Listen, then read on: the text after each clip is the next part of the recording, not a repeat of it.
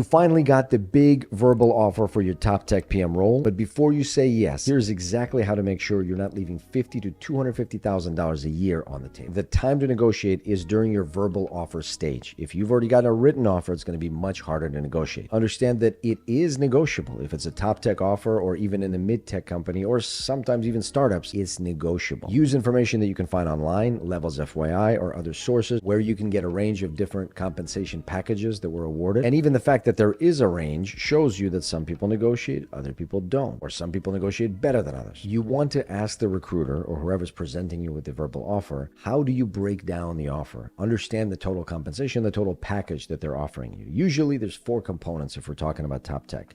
There is base, there is a bonus, an annual bonus, there is an equity component usually, and finally there is a starting bonus, and this is usually not brought up, and I don't recommend you bring it up until the very end of the negotiation. Base is pretty well understood, and a lot of times in a lot of states, the employers actually have to provide the information of how much they're planning to pay in base. Bonus is usually pretty fixed. It's attached to the level. More junior might be 10, 15%, more senior 20, 25% and above. However, the equity, especially in top tech, is the biggest area of negotiation. It is not uncommon for us to get double or triple the original compensation package in equity that we were first presented during the verbal offer. So make sure you understand what exactly is being offered. If they say $250,000, what is that $250,000? Where is it coming from? What's the base? What's the bonus? What's the equity? When you're talking about equity, are you talking about equity over a 4-year horizon, the usual? Is there a cliff period, which means will you not get your equity if you don't stay with the company for a certain period of time? Do you get the actual stock units if it's a public company, or do you get the options to buy a share? What exactly is the offer? After you get the specifics, I would recommend asking the recruiter for a range that they've seen provided in a certain package within each of those areas. One thing you want to understand together with the original verbal offer is what level is being offered to you. What level are we talking about here? And that's going to determine how much you're going to be able to negotiate. It is also negotiable. You can say, hey, I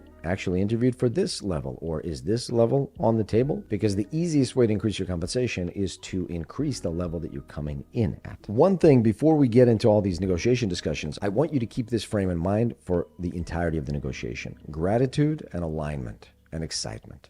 Gratitude for the opportunity that they gave you the chance to apply, that they want you for this role. Alignment because you are in alignment with what they are trying to build, the problems that they're trying to solve. And excitement because you found 1 or 2 or 3 or even more areas to be excited about. It could be the team, it could be the mission, it could be the company, it could be the goal, it could be the vision, it could be the specifics of the job. Those are good things to restate continuously as you negotiate, because the negotiation might take place over many conversations, many days, sometimes even many weeks. You always want to demonstrate your gratitude, continuous gratitude, your alignment to the role, you're still the right solution to the problem that they have, and your excitement for the opportunity. So every time as you continue the negotiation, you're also restating all of these things. So it's not just you ask.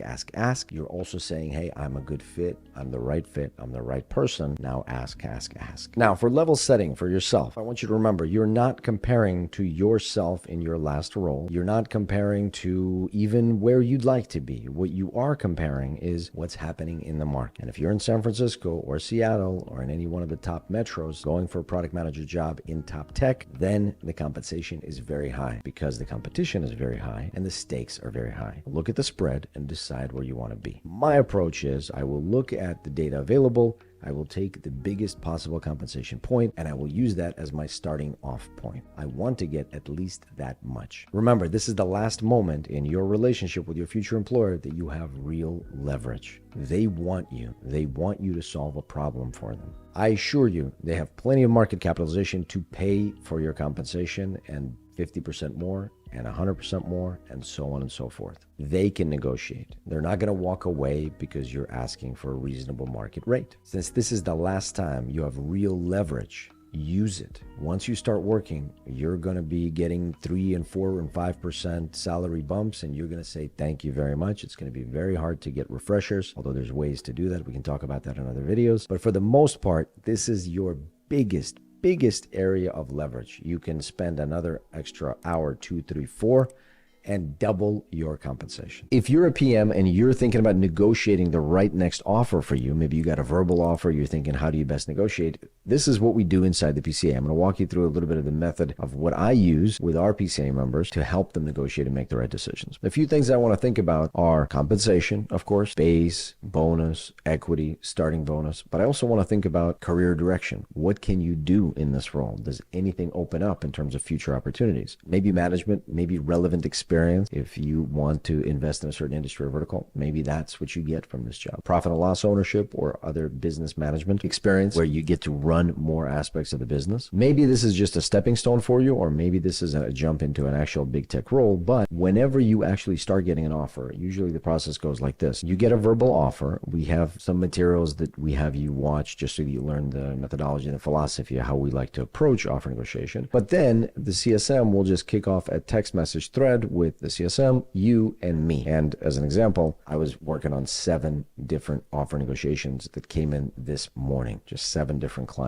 I get text message thread with most offers, especially above a certain compensation, directly to my phone together with the CSM and our PCA member about the offer, usually at the verbal offer stage, so that we can figure out what to do with it. I ask what we're optimizing for, what we're trying to get to in your career. Of course, we want to get more compensation, but it goes much, much beyond that. Sometimes it's not just about the money. It's about where you're actually going. What do you want to see in your product career? What is your next role? Fractional PM or a full-time position or a contracting position or a big tech role or startup role? What does that do? The different industries, different verticals, what does that do for your future marketability as a PM? And how does that potentially change the way that you're able to get your foot in the door of other companies where you want to be? How important is compensation? How much compensation would you be excited about? What area do you want to work in? What is the opportunity cost? We evaluate the opportunity cost depending on whether you can or cannot relocate, or you are or are not in certain geographical areas. So we will try to do as good of a job as we can to actually accurately calculate the opportunity cost, tell you, okay, this is exactly what you are giving up potentially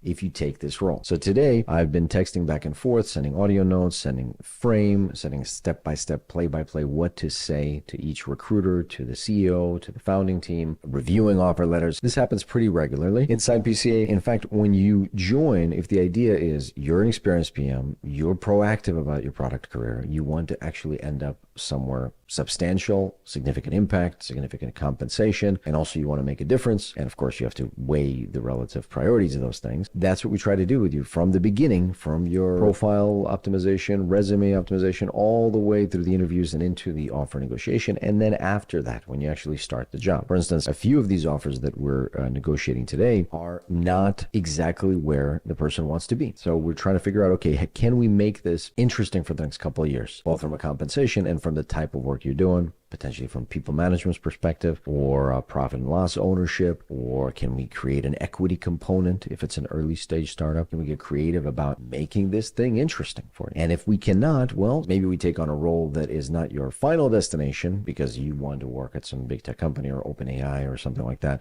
but it is a stepping stone in the right direction. And I guide people, and so do the coaches and the CSMs inside the program, guide our PCA members on what is the right next stepping stone. And importantly, what is not, what could set you back. So ultimately, we want to help you manage your product management career, and that includes how we think about the offer. And remember, you probably have negotiated 1, 2, or maybe none. You maybe have not negotiated any offers because you just accept the offers that you receive. And we negotiate on a regular basis. So there's just a lot more, not only data points, but specificity around where the compensation is coming from. Where is this value that you're creating in the organization that could unlock additional compensation for you? People are shocked when they find out that product managers can make $500,000, $700,000 and more, but it's really about the value that they create. So we really think about the value that's created for the organization, and then thinking about how you're actually unlocking that value and then trying to make it equitable for both parties. One thing I can tell you is that you should plan to have these negotiation processes take place over a few days, sometimes even longer. There's no rush. You can always just slow things down and say, hey, what are we really trying to optimize for here? We're on the same page. I'm excited about this. Let's take our time. Let's figure out how to make this work for everybody. If you're a PM who wants to make a lot of money over your product career, then this video is for you. I'm going to tell you how you could lose out $2 million, $3 million, even $4 million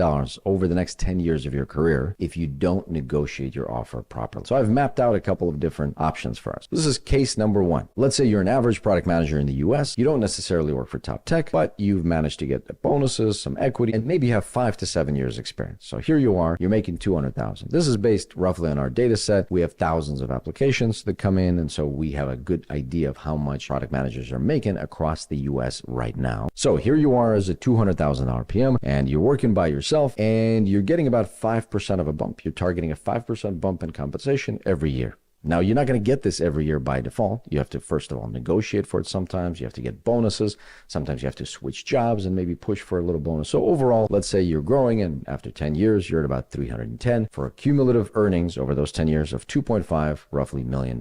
But if you're working with PCA, in your very next role, where we're going to help you land that role, we're going to help you negotiate an offer that's substantially higher than you would have otherwise received. And we've got plenty of screenshots where we can share.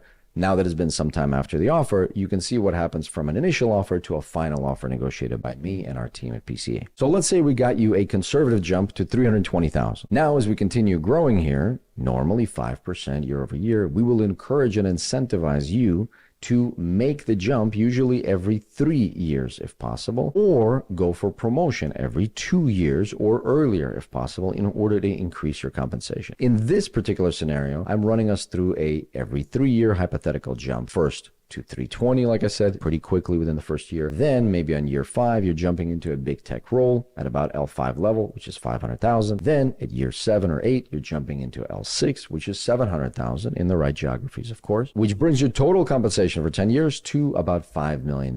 And the difference over just the next 10 years of your career is $2.5 million.